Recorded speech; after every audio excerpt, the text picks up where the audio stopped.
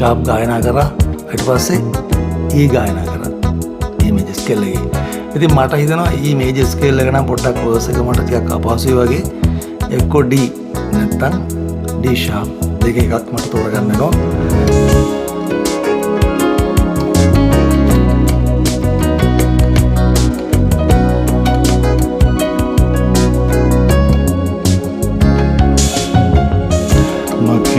උපන්නින් ඔබ තුන් මල් දෙක කඳ දෙව් පාමුල පුද කරලා අපේ පැතුම් නොව සඳ පායන්නට පැතුවෙමි දෙවෝලෙහි වැඳ වැටිලා